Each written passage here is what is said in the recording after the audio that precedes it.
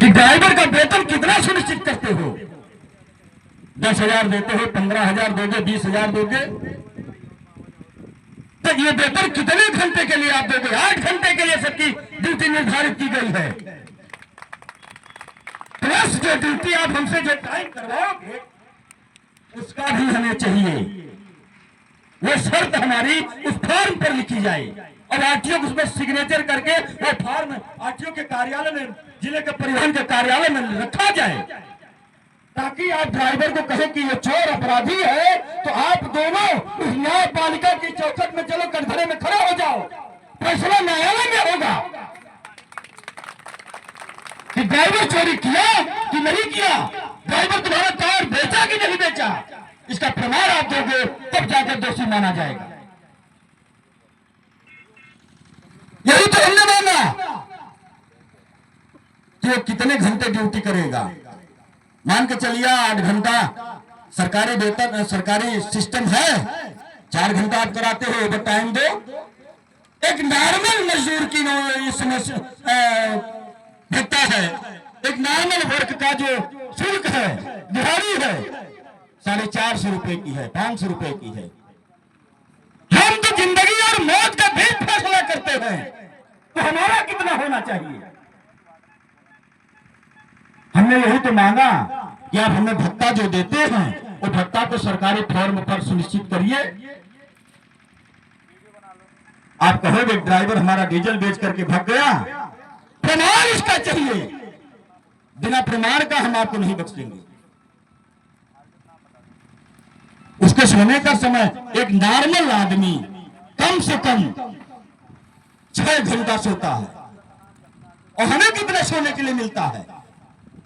हमने गाड़ी चलाते वक्त हमारे साथ वारदात घटना हुई है, कभी कहां रह गया, नहीं आया। अरे कब तक तुम अपने बाप का गुलाम बना के मुझे रखेगा? नहीं बर्दाश्त हो सकती तुम्हारी हुकूमत हमारे ऊपर, और ना सहेंगे हम। तुम्हारे ईंट का जवाब हम पत्थर से देंगे। यही तो हमने मांगा कि रोड पर हम चलते हैं तो हमारे लिए एक हेल्पलाइन नंबर जारी कर दो, दूध का दूध, पानी का पानी हो जाएगा। कोई कहे कि ड्राइवर अपने नियम और कानून को फॉलो नहीं किया, ड्राइवर विभाग को जो हमारे लिए सुनिश्चित किया जाएगा, और आएगा वो देखेगा, उसकी विवेचना करेगा, हम गलत हैं कि नहीं है, फैसला न्यायालय में होगा। गाड़ी लेकर जाते हैं, समय से अगर 1 घंटा 2 घंटा की देरी हुई, हमने ऐसे भी देखा है कि भाड़ा नहीं देते हैं, दोषी और फिर भी ड्राइवर है, मगर मालिक हमको ही प्रताड़ित करेगा।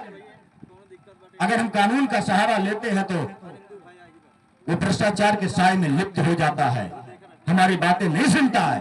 क्यों? वो इसलिए कि हम एक मजदूर आदमी है, हम एक ड्राइवर है, इसलिए हमारी बात दरोगा नहीं सुनता है। किसने उसको पावर दिया कि हमारी बात ना सुने? आखिर कहां पर मिला होता उसका? हमने यही तो मांग किया था कि एक सुरक्षा बोर्ड का गठन किया जाए,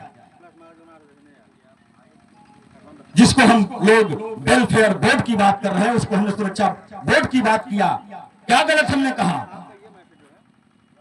पानी खरीदते हैं तो भी टैक्स देते हैं, रोड पर सो गए तो भी टैक्स दिए, होटल में खाना खाए तो भी टैक्स दिए, दवा हमने लिया तो भी टैक्स दिया, बच्चों से लेकर परिवार तक अपने जो भी वस्तुएं हम दे रहे हैं, ले रहे हैं, सब पर टैक्स दिया, लाइसेंस बनवाया उस पर भी टैक्स दिया,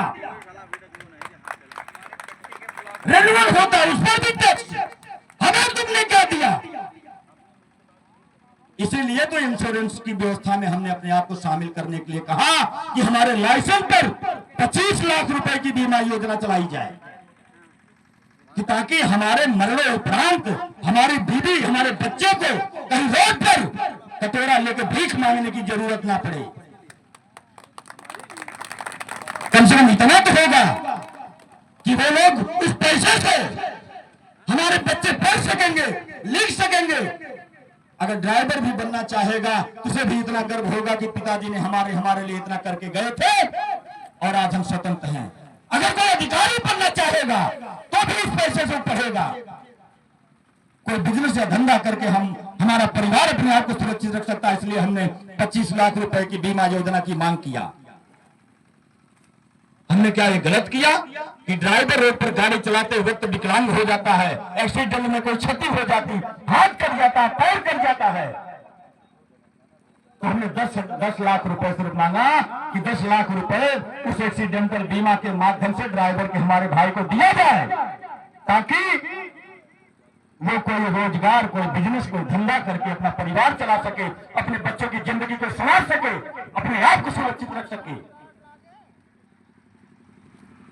हमने क्या ये मानकर गलत किया कि ड्राइवर का एक्सीडेंट होता है तो उसका मेडिकल खर्च जितना होता है वो सरकारी खाते से सुनिश्चित किया जाए।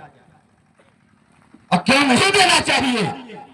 जो सवाल करता है हमारे सामने आए, क्योंकि तब भी हमने लाइसेंस को रिन्यूअल कराया था, तब भी हमने टैक्स दिया था, तब भी हमने लाखों करोड़ों लोगों की जिंदगियां बचाया था कि जिस वस्तु की जरूरत थी उस समय से पहले हमने ले जाके दिया था। इसलिए हमारी चिकित्सा सरकारी खजाने से मुफ्त में कराई जानी चाहिए। इसलिए हमने सुरक्षा बोर्ड की बात किया था। हमने वृद्धा पेंशन की मांग इसलिए कर दिया था कि 60 साल के बाद हमारी कोई वैल्यू नहीं होती, हम गाड़ी नहीं चला पाते हैं, कोई हमारे साथी नेत्रहीन हो जाते हैं, कोई असहाय हो जाते हैं। हमने 5,000 रुपए प्रति माह का वृद्धा पेंशन का प्रावधान लाने के लिए सरकार के सामने चुनौतियां रखा।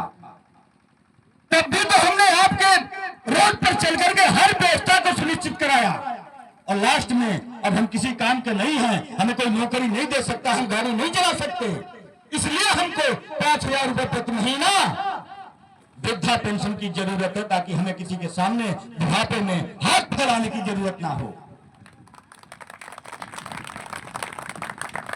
आप तो जो सक्षम हैं उनको भी कभी कभी हम इस समाज में देखने को पाते हैं कि वृद्धाश्रम में भेज दिया गया, अनाथ आश्रम में भेज दिया गया। अगर आज वही हमारे पास 5,000 रुपए रहेंगे तो हमारे बच्चे, हमारे परिवार हमारी परवरिश करेंगे उसी तरह जिस तरह हमने उनकी परवरिश करके बड़ा किया था। कम से कम उनको लालच रहेगी इस बात की। इसलिए 5,000 रुपया हमको चाहिए पेंशन के रूप में। साथियों, विधवा पेंशन की हमने मांग किया कि हमारे मरने उपरांत हमारी पत्नी को 10,000 रुपए प्रतिमाह विधवा पेंशन दे। हमारे बच्चों की शिक्षा, चिकित्सा सरकार की संरक्षण में होनी चाहिए, क्योंकि हम भी एक देश के क्रांतिकारी आंतरिक सिपाही हैं। जिस तरह से देश की सीमा पर खड़े हमारे देश के गौरवंती साथी, फौजी साथी देश की परवरिश कर, देश की रक्षा कर रहे हैं, वो लोग रक्षा के सीमा पर ड्यूटी करते हैं तो पूरा हिंदुस्तान चैन से सोता है, और हम ड्यूटी करते हैं तो पूरा हिंदुस्तान स्वस्थ रहता है। अगर पहला नंबर इसका है तो दूसरा नंबर हमारा है। तो हमें आपने वर्दी की मांग किया तो आपकी खाकी और हमारी खाकी, उनकी खादी और हमारी खादी, तकरार होगा सामने। जहां पे आप कानून बनाते हो उसे पार्लियामेंट के अंदर पहुंचेंगे अगर वक्त ने साथ दिया तो। और जब खादी और खादी तकरार करेगी, चिंगारियां निकलेंगी, तो वहां से उजाला भी पूरे देश में जाएगा कि कोई था ऐसा सुरेश चंद्र यादव कि जो ड्राइवर समाज के लिए अपने जीवन को समर्पित किया था। साथियों, किसी भी भाई के गुमराह में आने की जरूरत नहीं है। कोई भी किसी संगठन के साथ है, चलते रहिए, लड़ाई लड़ते रहिए। कोई ड्राइवर भाई कहता राजनीति हमको नहीं करनी है, क्यों नहीं करनी है?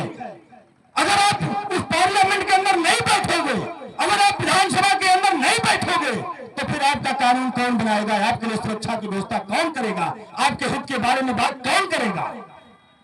या उत्तर प्रदेश के अंदर जितनी भी पार्टियां हैं राजनीतिक, या अपने आप को बहुत बड़े नेता कहने वाले लोग हैं, बता दें कि मैंने किसको नेता नहीं दिया था कि विधानसभा के अंदर इस मुद्दे पर बात किया जाए।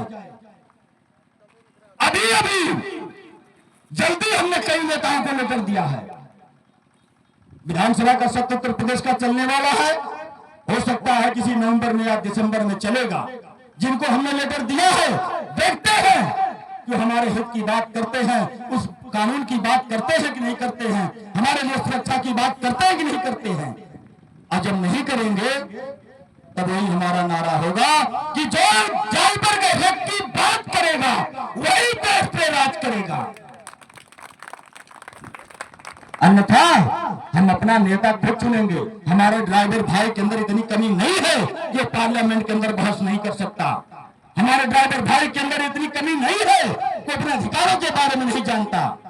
साथियों, इस बात को ध्यान में रखना कि कभी कोई भड़काने का काम करता है तो भटकने की जरूरत नहीं है।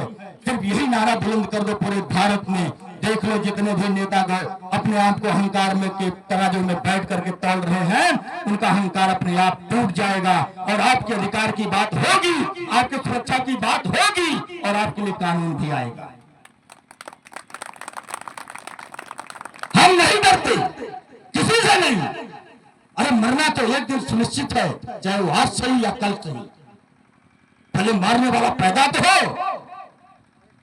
क्योंकि पैदा करने वाला कोई और है, प्रवेश करने वाला कोई और है, जिंदगी को बख्शने वाला कोई और है।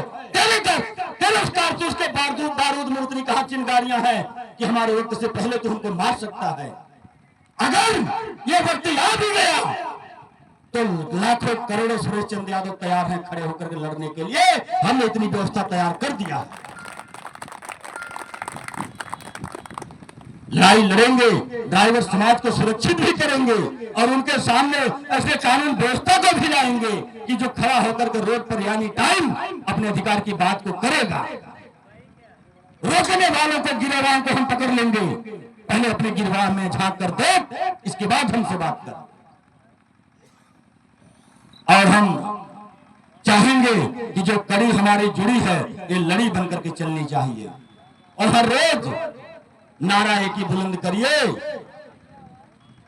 ड्राइवर यूनियन जिंदाबाद, ड्राइवर एकता जिंदाबाद, ड्राइवर यूनियन जिंदाबाद। जो ड्राइवर के हक की बात करेगा, जो ड्राइवर के हक की बात करेगा। बहुत बहुत धन्यवाद।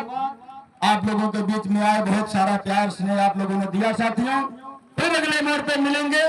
हो सकता है कि 20 तारीख को मध्य प्रदेश महाराष्ट्र के सरजमी नागपुर में रहेंगे और फिर अगली तैयारी जल्द ही अप्रैल और मई के बीच में आपके प्रतापगढ़ में आएंगे और फिर मुलाकात होगी आप सभी से। बहुत बहुत धन्यवाद। नमस्कार, प्रणाम सभी को।